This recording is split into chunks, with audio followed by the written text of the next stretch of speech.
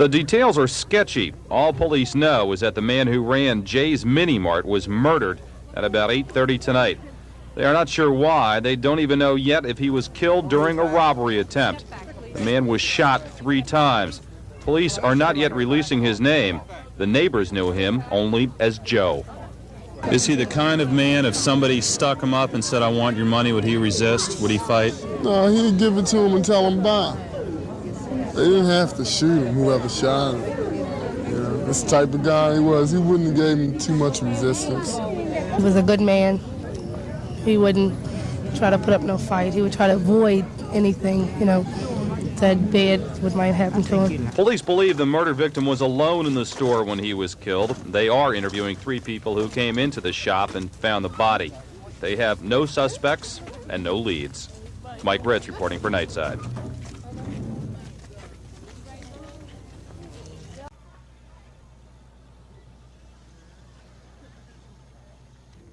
Want to move back? Step back, please. Step back, please. Come on, let's everybody get back. Come on, come on. Step back. Get back, come on.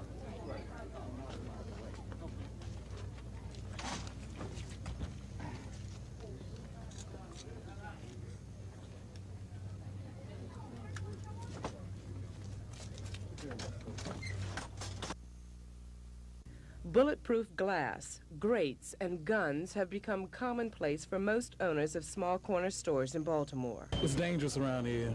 You had a shop owner get killed last night up on Greenmount Avenue, so it's best to be protected. Lawrence was referring to last night's shooting death in northeast Baltimore. Police say the victim, Joseph Johnson Jr., was wearing a gun when he was killed.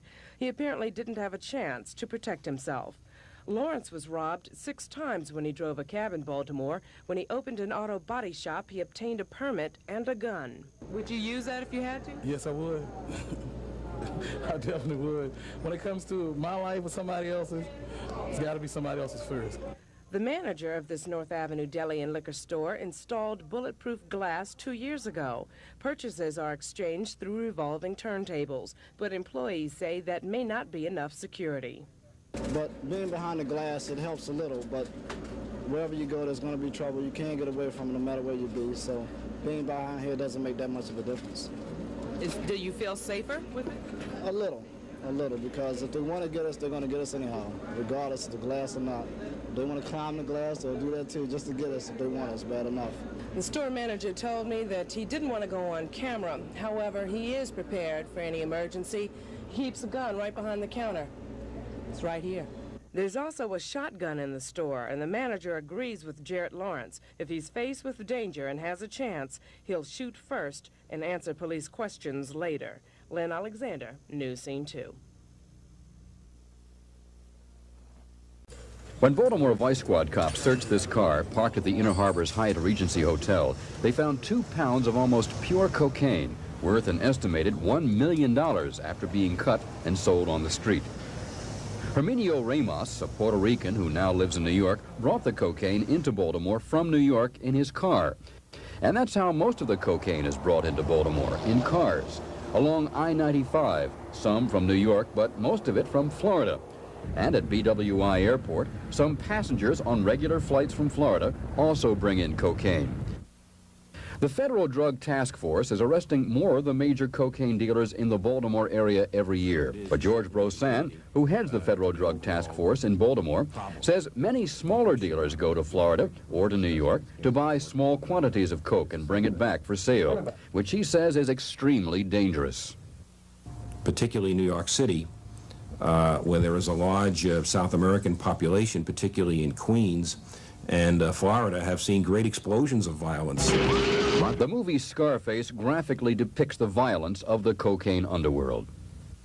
We have found that the individuals that are high on cocaine do have that tendency to strike out with violence as opposed to a heroin addict. And all that violence connected with cocaine is being subsidized by otherwise law-abiding citizens who buy and use cocaine. We see cocaine at every level in Baltimore County regarding drug enforcement. We have people using it, we have people distributing it.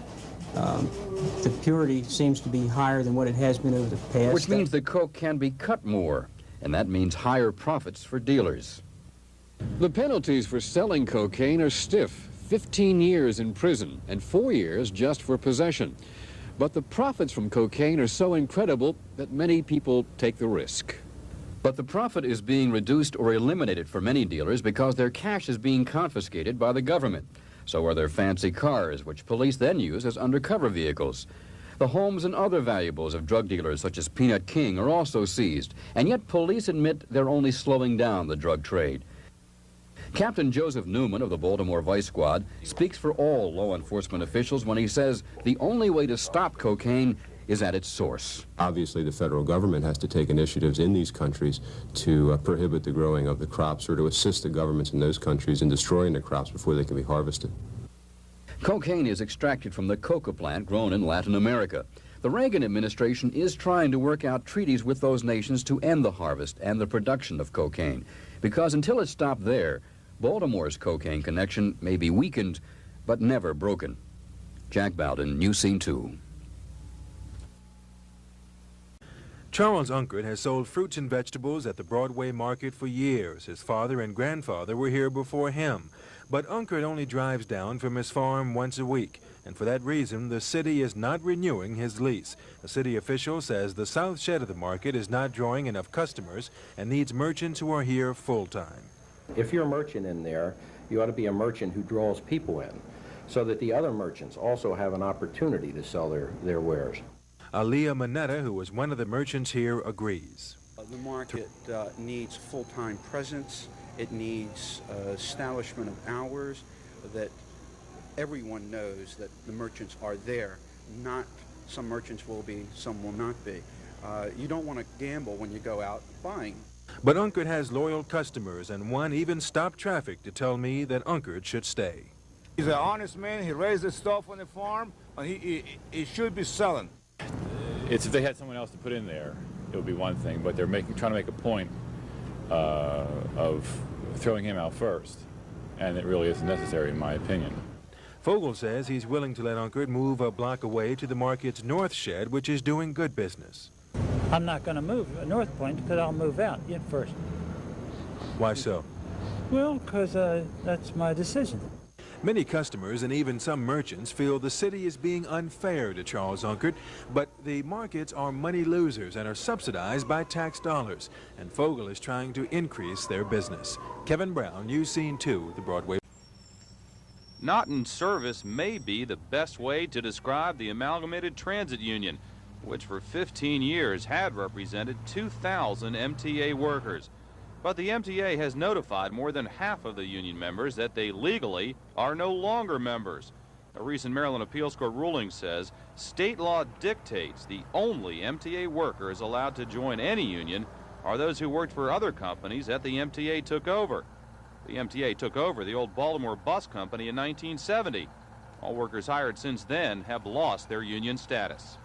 It stinks. When we came here, before we got in the union, you had to pay your union dues. If you didn't pay union dues, you couldn't even drive a bus. Now all of a sudden, you got, they want to get rid of the union. So it don't make no sense. I think it's Reaganitis myself. They're trying to bust the union. Yes, I'm extremely angry. Why? Why? Well, because I can walk out of this gate and it's a possibility I may not be able to come back. Someone's found a loophole. The head of the Mass Transit Administration says the bus drivers and other union members have nothing to worry about. He will still treat them fairly. And he says he has no plans to break the union. I'm sure the union wants as much as possible to continue to protect the rights of their members, and the MTA as much as possible wants to treat everybody fairly, treat all of its employees fairly and in a way that's within the confines of the law. The MTA and the union are trying to negotiate a new labor contract, but neither side is really sure who the contract would be for. Labor and management agree. It is up to the state legislature to straighten the whole mess out. Mike Ritz, Nightside.